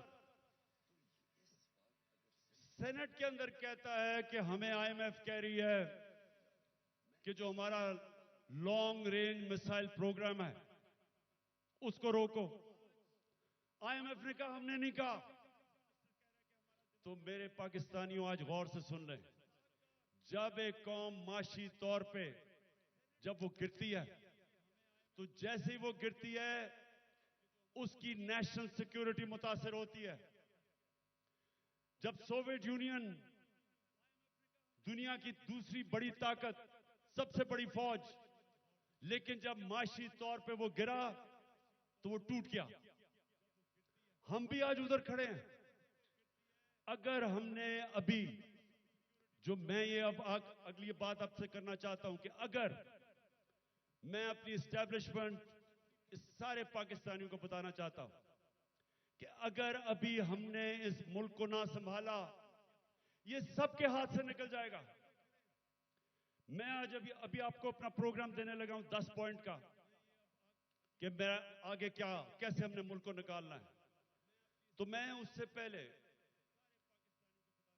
मैं आज पाकिस्तान की एस्टैब्लिशमेंट से सवाल पूछता हूं कि मुझे यह बताएं कि यह तो वाज़ेह है, आपने फैसला किया हुआ है कि इमरान खान के ऊपर लकीर डाली हुई है। हमने जी इमरान खान को जीतने नहीं देना। ये सारा ड्रामा, सब कुछ, इलेक्शन डिले, ये सारा जो मेरे घर के ऊपर वारदात, लोगों को पकड़ा जा रहा है, मकसद एक है कि इमरान खान को हमने इक्तदार में नहीं आने देना। तो मैं आपसे पूछता हूं कि अगर चले ना आने दें, लेकिन अपना बताएं कि आपके पास कोई प्रोग्राम है? क्या आपके पास कोई प्रोग्राम है मुल्क को इस तबाही से निकालने का? क्या कोई रोड मैप है? मैं चैलेंज करता हूं कि ये जो ऊपर लोग बैठे हुए हैं, इनका कोई, ना इनके पास कोई अहलियत है, ना इनके पास नियत है। इन लोगों के तो सारे पैसे बाहर पड़े हैं। ये तो पाकिस्तान से जब मसला आता है ये बाहर भाग जाते हैं। तो इनके पास, अगर आप कोई समझते हैं कि ये मुल्क को संभाल सकेंगे जिस तेजी से हम नीचे जा रहे हैं, तो ये तो नहीं होने लगा। तो क्या आपके पास अगर और कोई प्रोग्राम है तो बताएं।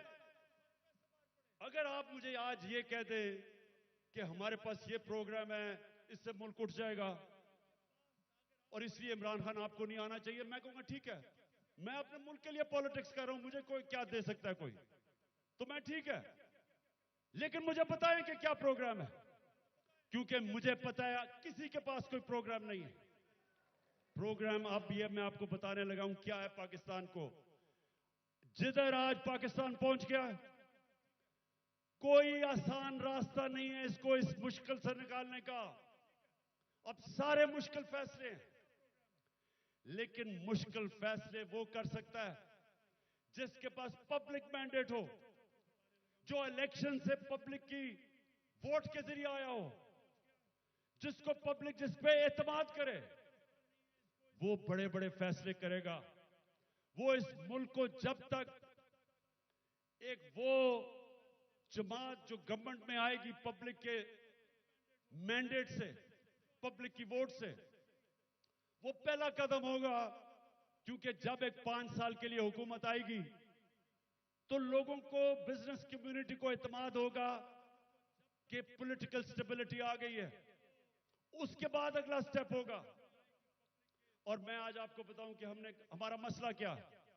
हमारा 2 मसले हैं। हम जितने भी पैसे टैक्स से इकट्ठे करते हैं वो काफी नहीं है, हमारे खर्चे बहुत ज्यादा हैं, हमें कर्जों के ऊपर किस्तें देनी पड़ती है, वो बढ़ती जा रही हैं, तो हमारे पास इतना पैसा ही नहीं है और हम शुरू ही करते हैं, हम शुरू ही होते हैं खसारे से और हमें कर्जे पे मुल्क चलाना पड़ता है। ये पहला मसला है। दूसरा मसला है कि जो डॉलर्स मुल्क में आते हैं उससे बहुत ज्यादा डॉलर्स मुल्क से बाहर जाते हैं। हमारे पास डॉलर की कमी है, जिसको करंट अकाउंट डेफिसिट कहते हैं। हमने कभी माजी में कोशिश ही नहीं की अपनी एक्सपोर्ट्स बढ़ाने की। जो भी मुल्क तरक्की किया है, ईस्ट एशिया, चाइना, सब ने अपनी एक्सपोर्ट्स बढ़ाई है। एक्सपोर्ट्स बढ़ाती है तो डॉलर आते हैं। हमने कभी कोशिश ही नहीं की। हमारी इंपोर्ट्स बहुत ज्यादा हैं। तो अब मैं आपको बताऊं कि ये 2 हमारे खसारे हैं। एक की वजह से रुपए पे प्रेशर पड़ता है, रुपया गिर जाता है, रुपया गिरता है, महंगाई होती है, गुर्बत होती है। और दूसरी वजह से कि हम सारा वक्त, क्योंकि हम टैक्स ही कितना नहीं इकट्ठा करते, सारा वक्त हमें मसला पड़ा रहता है। हम बैंकों से और पैसे लेते हैं, उसके ऊपर सूद होता है, तो हम इधर फंसे हुए हैं। तो इसके लिए सबसे पहले पाकिस्तान के अंदर एक उस तरह की सर्जरी करनी पड़ेगी, मुल्क का गवर्नेंस सिस्टम ठीक करना पड़ेगा, उसके लिए रूल ऑफ लॉ लाना पड़ेगा, मुल्क की एनवायरनमेंट चेंज करनी पड़ेगी, जिस तरह हम गवर्नमेंट चलाते हैं बिल्कुल चेंज करना पड़ेगा। और जो हमने डॉलर मंगवाने हैं मुल्क के, जरा गौर से सुने, मैं आखिर में पहुंच रहा हूं। डॉलर कैसे आएंगे? एक्सपोर्ट्स बढ़ाने में तो टाइम लगेगा। एक तरीका है डॉलर लाने का, ये जरा गौर से सुन लें, और आज बैरूनी मुल्क पाकिस्तानी भी सुन रहे होंगे, मैं उनको भी बताना चाहता हूं कि देखिए, मैं बड़ी देर से एक ही बात कहता हूं कि सबसे बड़ा असासा पाकिस्तान का बैरूनी मुल्क पाकिस्तानी है। उनके पास जो डॉलर्स पड़े हुए हैं, अगर हम अपना गवर्नेंस सिस्टम ठीक कर लें, हम अपना रूल ऑफ लॉ ठीक कर दें, हम इस मुल्क के अंदर एतमाद अपने सिस्टम में ले आए कि अगर वो अपना सरमायाकारी करते हैं पाकिस्तान में, तो हमारा जो अदलिया का निजाम है, जो हमारा गवर्नेंस सिस्टम है, वो उनके सरमाए की हिफाजत करेगा। मैं आपको फिगर्स बताता हूं। 18,000 अमेरिका के अंदर पाकिस्तानी डॉक्टर्स हैं। फिर से सुन लें, पाकिस्तानी अमेरिकन डॉक्टर्स अमेरिका में 18,000 हैं। आपको पता है कि उनकी टोटल वेल्थ कितनी है? 18,000 पाकिस्तानियों की वर्थ कितनी है? 200 अरब डॉलर। 200 अरब डॉलर साथ IMF के पास हम घुटनों के ऊपर हैं। हम $6 अरब मांग रहे हैं। $200 अरब 18,000 पाकिस्तानी अमेरिकन के हैं। हमारे जो 10 पाकिस्तानी अमेरिकन टॉप बिजनेसमैन हैं, सिर्फ 10, आपको पता है उनके पास उनकी वर्थ क्या है? $25 अरब। $25 अरब। तो $6 अरब के पीछे हम आज IMF के पीछे हैं। आपको पता है कि इस मुल्क से सिर्फ दुबई में, यह ब्लूमबर्ग की रिपोर्ट है कि इस मुल्क से सिर्फ दुबई में चंद सालों में पाकिस्तानियों ने कितनी प्रॉपर्टी ली है? $10.4 अरब। यह ब्लूमबर्ग की रिपोर्ट है। तो पाकिस्तानी अमीर हैं, मुल्क गरीब है, और इसके लिए हमने वो सिस्टम बनाना है। जब तक वो माहौल नहीं बनेगा जिसको एनेबलिंग एनवायरनमेंट कहते हैं, हम इनका पैसा नहीं ला सकते। ये अभी तक सिर्फ प्रॉपर्टी में पैसा लेते हैं, प्लॉट्स लेते हैं, लेकिन जब तक वो सरमायाकारी पाकिस्तान में नहीं करेंगे, हम इसी तरह ही घुटनों के ऊपर रहेंगे। जिस वक्त हमने अपना सिस्टम ठीक कर लिया, उन्होंने सरमायाकारी शुरू कर दी पाकिस्तान में, आप यकीन करें कि वो उनको देखते हुए सारी दुनिया से सरमायाकारी आएगा। यहां जो चाइना कैसे ऊपर गया? चाइना ने सबसे पहले अपना सिस्टम ठीक किया, उसके बाद जो बैरून मुल्क चाइनीज थे वो वापस आए, उन्होंने सरमायाकारी की। जब सरमायाकारी शुरू हुई तो वो इस तरह है कि जिस तरह शहद के ऊपर मक्खियां आती हैं, सारी दुनिया से सरमायाकार आ गया। 30 साल में चाइना किधर का किधर पहुंच गया, क्योंकि उधर लीडरशिप समझी कि जब तक हम अपने मुल्क का जो सरमायाकारी का माहौल है वो ठीक नहीं करेंगे तो सरमायाकारी नहीं आने लगी। तो पाकिस्तान में तो सरमायाकारी आती नहीं है, क्योंकि प्लॉट बेचारा ओवरसीज पाकिस्तानी लेता है, उसमें भी कब्जा हो जाता है। वो कौन फैक्ट्रियां लगाएगा यहां? तो ये मैं सबसे पहले कि हमने ओवरसीज का पाकिस्तानियों का पैसा लेना, एक प्लान बनाया हुआ है हमने, कैसे उनकी इन्वेस्टमेंट लेके आनी है। तो ये पूरा एक प्लान बनेगा कि कैसे गवर्नेंस सिस्टम ठीक करनी है। 3.5 साल में हमें पड़ी, शुरू में तो हमें समझ ही नहीं थे कि क्या हालात है। तो इंशाल्लाह एक तो वो पहले, फिर दूसरा, हमने पाकिस्तान के अंदर लॉन्ग टर्म, मिडिल और लॉन्ग टर्म प्लानिंग, एक्सपोर्ट्स, एक पूरा मुल्क को लगाएंगे एक्सपोर्ट्स के ऊपर। एक्सपोर्टर्स को VIP बनाएंगे। जो मुल्क में डॉलर चीजें बेच के डॉलर लेके आएगा उनके लिए सहूलतें देंगे। हमने दी थी, और इसकी वजह से हमारी रिकॉर्ड एक्सपोर्ट्स थी जब हमारी गवर्नमेंट गिराई गई है। तो फिर एक्सपोर्टर्स को जब तक आप उनको VIPs नहीं बनाएंगे, जिस तरह ईस्ट एशिया में बनाया था, जिस तरह इंडोनेशिया, मलेशिया, ये चाइना ने जब तक नहीं किया, एक्सपोर्ट्स नहीं बढ़ेंगी। हम तवज्जो नहीं दी कभी उसके ऊपर। फिर IT, हिंदुस्तान की $140 अरब की IT एक्सपोर्ट्स है, हमने कभी तवज्जो ही नहीं दी। हमने जब दी थी तो 2 सालों में 70% हमारी IT की एक्सपोर्ट बढ़ गई थी। उनको हमने उठाना है, क्योंकि फ्यूचर टेक्नोलॉजी का है। तीसरी चीज, टूरिज्म। पाकिस्तान के पास कभी हमने तवज्जो नहीं दी। ये मुल्क, और हमारी बदकिस्मती के 2 साल कोविड हो गया, कोरोना हो गया, उसके बाद टूरिज्म खत्म हो गई। तो इंशाल्लाह पूरा मेरा प्लान है कि इस बार इंशाल्लाह अल्लाह ने मौका दिया, कैसे टूरिज्म उठाएंगे। उसके अलावा हमने कभी तवज्जो ही नहीं दी मदनियात पे, मिनरल्स पे। वो इसलिए क्योंकि वो सूबाई सब्जेक्ट बन गया है, सूबों के पास कैपेसिटी नहीं है। तो इस वक्त पूरा जोर लगाएंगे कि कैसे हमने पाकिस्तान के, और यहां बहुत अल्लाह ने नेमतें बख्शी हैं मदनियात में, लेकिन हमने तवज्जो नहीं दी, उससे भी हम डॉलर्स पाकिस्तान में आ सकते हैं। फिर इंडस्ट्री को, और खास तौर पे स्मॉल मीडियम इंडस्ट्री, ये हमने शुरू की थी, और मुझे फख्र है कि हमारी 17 साल के बाद सबसे ज्यादा इंडस्ट्री बढ़ रही थी, जो आज फिर बंद हो गई है। तो वो उसके ऊपर, और स्मॉल और मीडियम जो छोटा इंडस्ट्री है उसके ऊपर हमने पूरा प्लान बनाया हुआ है। फिर अपनी ज़राअत की हमने सिर्फ प्रोडक्टिविटी बढ़ानी है। चाइना के साथ हमने बात कर ली थी कि कैसे हम पैदावार बढ़ा सकते हैं, और उन्होंने आना था, और बदकिस्मती फिर कोरोना की वजह से 2 साल चाइना बंद हो गया, तो उसका पूरा प्लान बना हुआ है। फिर जो बड़े बड़े पीआईए, रेलवे, गवर्नमेंट कॉरपोरेशन, ये सबसे ज्यादा नुकसान करती हैं पाकिस्तान में। जो हमारा जो पैसा आवाम पे खर्च होना चाहिए वो नुकसान पे चला जाता है। इनको रिस्ट्रक्चर करना है, ये भी हम आखिर में बना था, लेकिन हमारी गवर्नमेंट चली गई। इसका पूरा प्लान है।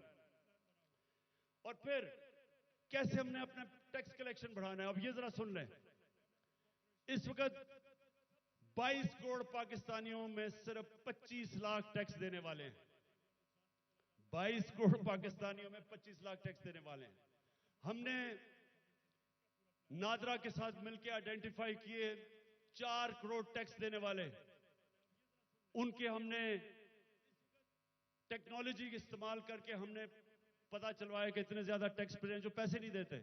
उनके लिए, ये मैं अब आखिर में आ रहा हूं, उसके लिए हमने पूरा प्लान बनाया हुआ था, लेकिन फिर हमारी गवर्नमेंट चली गई।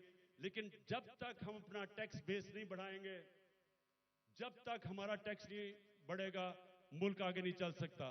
तो इंशाल्लाह उसका पूरा हमारा प्लान है। उससे मैं ये भी बता दूं कि हमने रिकॉर्ड टैक्स इकट्ठा किया था अपने दौर में।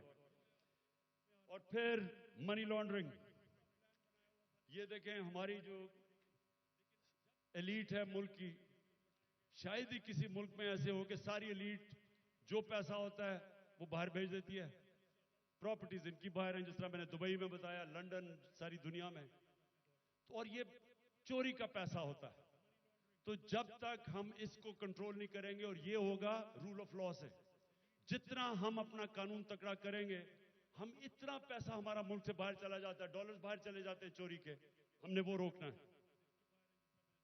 आखिर में इस दौरान जो मुश्किल वक्त है, आज कमजोर तबका हमारा पिस गया, तनख्वाहदार हमारा पिस गया महंगाई की वजह से। तो हमने जो चीजें शुरू की थी उसका मैं आपको बता दूं कि सबसे पहले हमने हेल्थ कार्ड, जो हेल्थ इंश्योरेंस थी, कि हर लोगों के लिए 10 लाख रुपए के लिए हेल्थ इंश्योरेंस, हर खानदान के लिए किसी भी अस्पताल में अपना इलाज करवा सके, वो सबसे ज्यादा जो बंद किया गया कई जगह के ऊपर, वो फिर से हम शुरू करेंगे। क्योंकि ये आजकल के दिनों में, महंगाई के दिनों में, एक बीमारी हो जाती है घर में, सारा घर मकरूज हो जाता है। तो जो हेल्थ कार्ड है वो हमारा पूरा इनिशिएटिव है, और इंशाल्लाह वो नंबर 1 होगा कि हमने अब लोगों को कैसे तहफ़्फ़ुज़ देना है, सोशल प्रोटेक्शन कैसे करनी है। दूसरा, हमने सानिया निश्चित ने एक जबरदस्त प्रोग्राम निकाला है, और वो है हमने अब राशन देना है लोगों को। वो कैसे करना है? हमने अब पूरा डेटाबेस बनाया है। हमने देखा कि कौन कौन से खानदान, उनकी इनकम कितनी है जो मुश्किल में है। तो इसको कहते हैं टारगेटेड सब्सिडी। पूरा प्लान ये है कि उनको डायरेक्ट हम पैसा देंगे, ताकि जो गरीब लोग हैं उनको, जो कमजोर है, जो मुस्तक है, उनको डायरेक्ट पैसा मिले। आजकल के मुश्किल दिनों में उनको खाने पीने की इतनी चीजें महंगी हैं। तो एक ये पूरा प्रोग्राम हमारा बना हुआ है। फिर हमने नौजवानों को लोन्स देने हैं, सूद के बगैर कर्जे, ताकि वो अपनी बिजनेस शुरू करते हैं। हमने कामयाब जवान में काफी किया था, लेकिन इंशाल्लाह उसको अब और आगे लेके जाएंगे। फिर घर बनाने के लिए, तनख्वाहदार तबकों के लिए हमने पहली दफा पाकिस्तान में घर बनाने के लिए हाउस फाइनेंसिंग शुरू की थी। सस्ते सूद के ऊपर कर्जे, यानी अगर, क्योंकि कैश तो लोगों के पास होता नहीं है, लेकिन जितने पैसे लोग किराए पे दे रहे हैं वही किस्त बन जाए और उसी में घर उनका हो जाए। तो ये हमने पूरा स्कीम शुरू की थी, फिर से करेंगे, क्योंकि तनख्वाहदार लोगों के लिए अपना घर बनाना नामुमकिन है, वो फिर से शुरू करेंगे। फिर कच्ची आबादी, इतनी ज्यादा कच्ची आबादियां हो गई हैं। हमने आखिर में ये प्रोग्राम बनाया था, क्योंकि टाइम लगा डेवलप करने में, अब सारी कच्ची आबादियों के अंदर, ये मलेशिया में भी हुआ है, ये तुर्की में भी हुआ है, हम क्या करेंगे कि उनके लिए मॉडर्न फैसिलिटीज उधर ही खड़ी करेंगे और डेवलपर को कहेंगे कि वहां एक बिल्डिंग बना ले और वो ही उनके लिए बिल्डिंग बनाए जिधर उनको फैसिलिटीज मिल जाए, पानी मिले, सही माने में वो रह सके, बजाय गंद के अंदर कच्ची बादी में लोग रहते हैं और घर भी अपना हो जाए।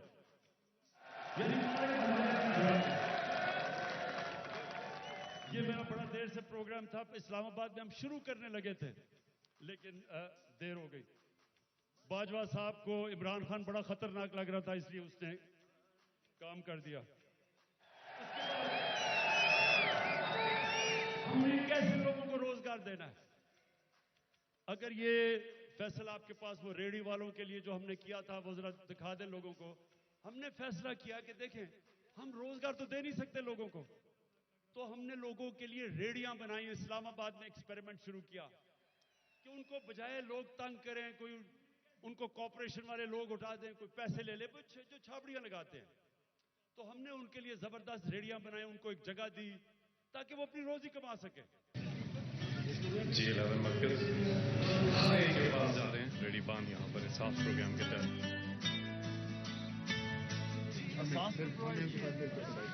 जी बहुत शुक्रगुजार हैं आपका, हमारे बारे में इतना कुछ सोचा सर भी आप लोगों ने।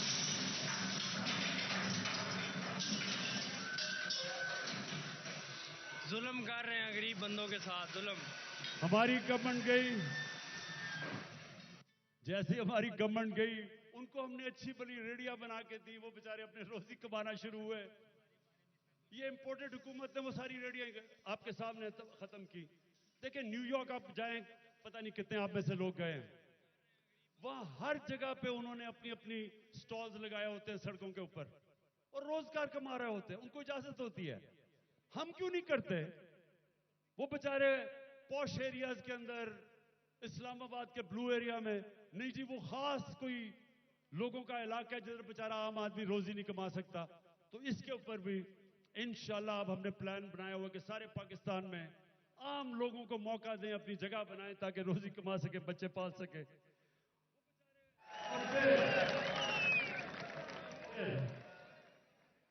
जो हमारे घर के मुलाजिम हैं, मेरे पाकिस्तानियों, मेरे नबी सल्लल्लाहु अलैहि वसल्लम ने जब गुलामी खत्म करने का शुरू किया तो उन्होंने क्या किया? उन्होंने कहा कि जो आपके घर में गुलाम है उनको इस तरह रखो कि जैसे वो आपके घर में आपकी फैमिली है, उनको वही खाना खिलाओ, उनको अच्छी तरह रखो। ये उन्होंने पहला कदम उठाया था कि उनको इंसान समझो, उनके भी हुकूक हैं। मैं जब बरतानिया गया तो उधर मैंने पहली दफा देखा कि जब किसी के भी घर में कोई काम करने आता है तो उसका कॉन्ट्रैक्ट होता है, कितनी देर काम करेगा, छुट्टी कब मिलेगी, तनख्वाह कितनी होगी, ये कॉन्ट्रैक्ट साइन होता है। मुझे अफसोस से कहना पड़ता है कि हम अपने मुल्क में अपने मुलाजमों को ठीक नहीं रखते और ये हमारे दीन के खिलाफ है। हमें बिल्कुल उस तरफ जाना चाहिए कि उनको हम कॉन्ट्रैक्ट्स दें, बताएं कि जितना पैसा मैं आपको दे सकता हूं उसके मुताबिक करें, उनको छुट्टी दें, उनके ऊपर पूरी कोशिश करें कि वो आपके जिस तरह फैमिली मेंबर है। ये हमारे दीन का हिस्सा है और मेरी पूरी कोशिश है कि हमारे जो मुलाजिम हैं घरों में काम करते हुए उनको आहिस्ता आहिस्ता हम राइट्स दें, उनका ध्यान रखें। वो भी इंसान है और वो क्योंकि कमजोर हैं उनको बुरी तरह हम रखते हैं।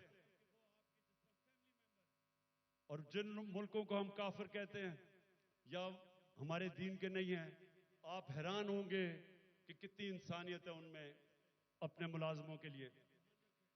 आखिर में जी मेरे पाकिस्तानियों, मैं आज आपका खास तौर पर शुक्रिया अदा करना चाहता हूं कि इतनी रुकावटों के बावजूद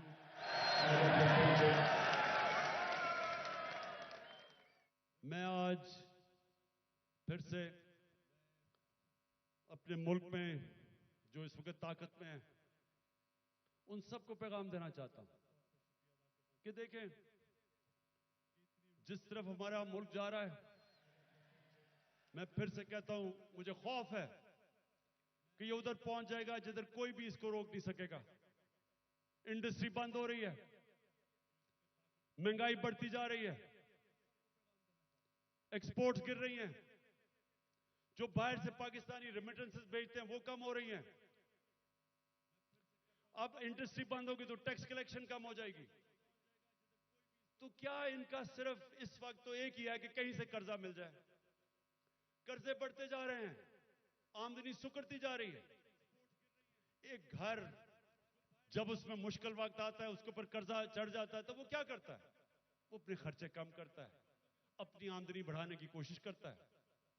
हमारी तो आमदनी सुकड़ती जा रही है।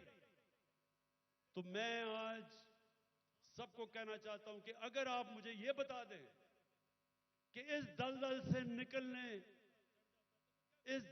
से निकलने के लिए हमारे पास स्वाय साफ और शफाफ इलेक्शन की कोई और प्लान है तो मुझे बता दें।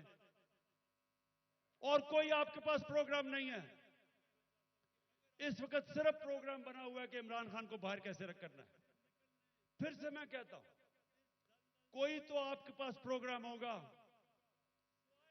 एक तेजी से तबाही की तरफ मुल्क जा रहा है। कहीं बाहर के तबसरे पढ़ लें, हिंदुस्तान का टीवी देख लें, वो क्या कहते हैं पाकिस्तान के मुताबिक, तंज कर रहे हैं।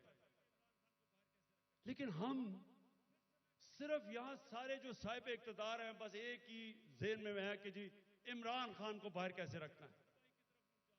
तो मैं फिर से आज अब सबको अपील करता हूं कि हमारे पास वक्त कम है।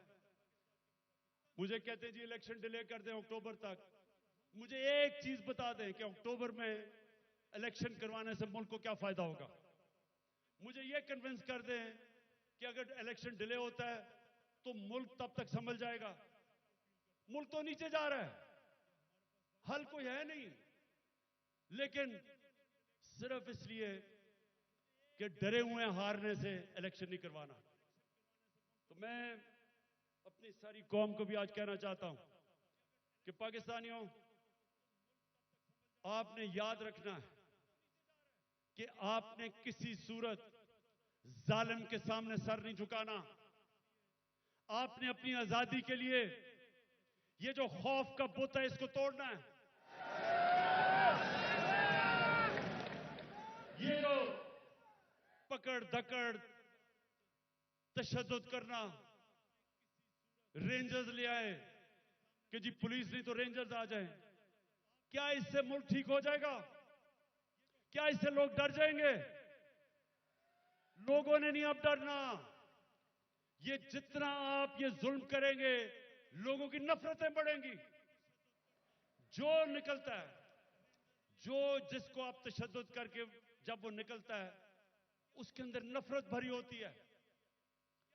मुझे तो पहली दफा पता चला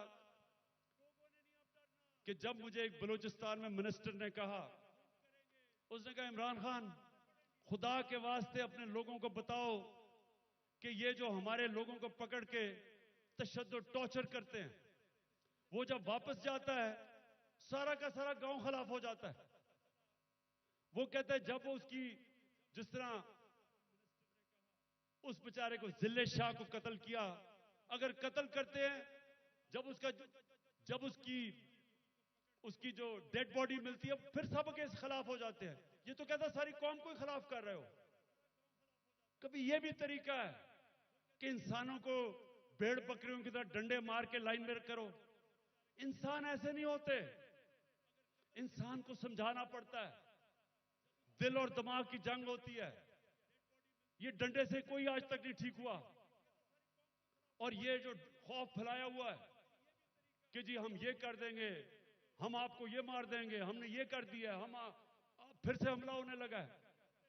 देखें, आखिर में मैं आपको ये बात बता दूं, आज है 25 हो चुकी है। 25 मार्च को पाकिस्तान वर्ल्ड कप जीता था। मेरी जितनी सारी टीम थी,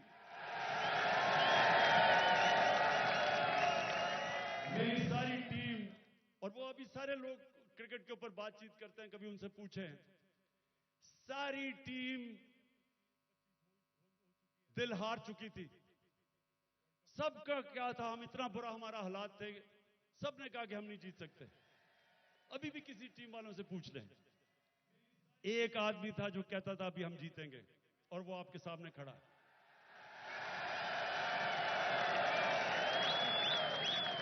आखिरी गेंद तक लड़ने वाला कप्तान था मैं, और अभी भी आखिरी गेंद तक लड़ूंगा अपने मुल्क के लिए। मुझे किसी का खौफ है। अल्लाह कुरान में कहता है जो लोग ईमान ले आए अल्लाह उनके खौफ दूर कर देता है, खौफ से आजाद हूं। मैं सिर्फ अपनी कौम को तैयार कर रहा हूं कि जो अब आगे हमारे सामने चैलेंज है, वो जिस तरह अभी तक पाकिस्तान चल रहा था, इस तरह हम चैलेंज नहीं जीत सकते। अब जो हम चैलेंज जीतेंगे, जब पाकिस्तान एक कौम बन जाएगी, हम एक कौम बन के इस मुल्क को निकाल लेंगे इस दलदल से। जर्मनी और जापान तबाह हो गए थे सेकेंड वर्ल्ड वॉर में, दूसरी जंग अजीम में तबाह थे दोनों मुल्क, क्योंकि वो कौम थी। दोनों 10-10 साल में खड़े होकर अजीम पावर्स बन गए। ये जो चैलेंज